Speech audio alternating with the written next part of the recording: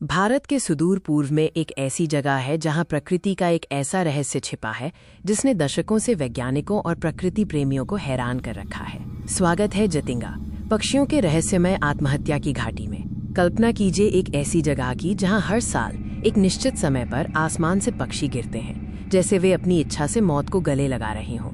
ये कहानी है असम के एक छोटे से गांव जतिंगा की।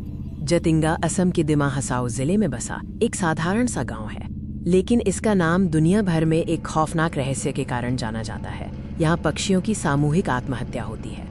इस डॉक्यूमेंट्री का उद्देश्य इस रहस्यमय घटना के इर्द गिर्द बुने गए मिथकों को उजागर करना और वैज्ञानिक सिद्धांतों के माध्यम से सच्चाई की तह तक जाना है। क्या ये वास्तव में आत्महत्या है या प्रकृति की कोई और जटिल चाल? जतिंगा की कहानी 20वीं सदी की शुरुआत में शुरू हुई, जब स्थानीय लोग और फिर ब्रिटिश चाय बागान मालिक इस अजीबोगरीब घटना के साक्षी बने। आइए इस गांव के स्थान और इतिहास पर एक नज़र डालते हैं। जतिंगा दिमा हसाओ की पहाड़ियों में समुद्र तल से लगभग 300 मीटर की ऊंचाई पर स्थित है। ये इलाका अपनी हरी भरी घाटियों और घने जंगलों के लिए जाना जाता है, जो पक्षियों की कई प्रजातियों का घर है। शुरुआत में दिमासा जनजाति जो यहाँ रहती है, इस घटना को बुरी आत्माओं का काम मानती थी। उनका मानना था कि आसमान से गिरने वाले ये पक्षी एक अशुभ संकेत हैं।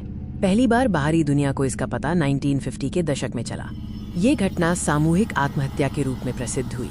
एक साथ बड़ी संख्या में पक्षी अचानक बेकाबू होकर जमीन पर गिर जाते हैं, जहां वे या तो घायल हो जाते हैं या मर जाते हैं। ये घटना साल भर नहीं होती। ये मुख्य रूप से मानसून के अंत में सितंबर से नवंबर के बीच अंधेरी कोहरे वाली रातों में होती है। ये समय और मौसम का संयोजन इस रहस्य को और गहरा करता है। शाम 6 बजे से रात 9:30 बजे के बीच पक्षी तेज रोशनी के स्रोतों की ओर तेजी से आकर्षित होते हैं और नियंत्रण खोकर जमीन पर गिर जाते हैं। ऐसा लगता है जैसे वे जानबूझकर रोशनी की तरफ भाग रहे हों।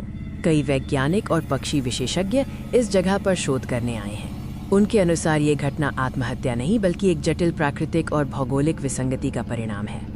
दिलचस्प बात यह है कि ये केवल स्थानीय पक्षी प्रजातियों के साथ ही होती है, न कि सभी पक्षियों के साथ। मुख्य रूप से प्रवासी पक्षी जो ऊंचाई से उड़ते हैं, वे इस घटना का शिकार बनते हैं। वैज्ञानिकों का मानना है कि उच्च आर्द्रता, घना कोहरा और तेज हवाएं पक्षियों की दिशाबोध क्षमता को प्रभावित करती हैं। खराब दृश्यता में तेज रोशनी उन्हें भ्रमित करती है। दुर्भाग्य से सामूहिक आत्महत्या के मिथक को स्थानीय लोगों ने शिकार के लिए उपयोग किया। वे जानबूझकर तेज रोशनी का उपयोग करते थे ताकि भ्रमित पक्षी उनके पास आ जाएं। सच्चाई ये है कि पक्षी आत्महत्या नहीं कर रहे हैं, वे दिशाहीन हो जाते हैं और घने कोहरे तथा अंधेरे के कारण वे रोशनी के स्रोत को ही सुरक्षित ठिकाना मानकर उसकी ओर उड़ान भरते हैं, जिससे वे जमीन से टकरा जाते हैं। ये घटना मुख्य रूप से गांव के उस छोटे से हिस्से में होती थी जहां रोशनी के स्रोत होते थे। स्थानीय जनजातियों द्वारा रोशनी का उपयोग पक्षियों को भ्रमित करने और पकड़ने के लिए किया जाता था, जिसने इस मिथक को बढ़ावा दिया। अब जतिंगा की कहानी बदल रही है।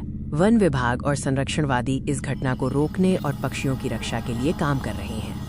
अब जागरूकता कार्यक्रम चलाए जा रहे हैं ताकि स्थानीय लोग पक्षियों के इस व्यवहार को समझें और तेज रोशनी का उपयोग बंद करें। अब पक्षियों को बचाने के प्रयास किए जा रहे हैं।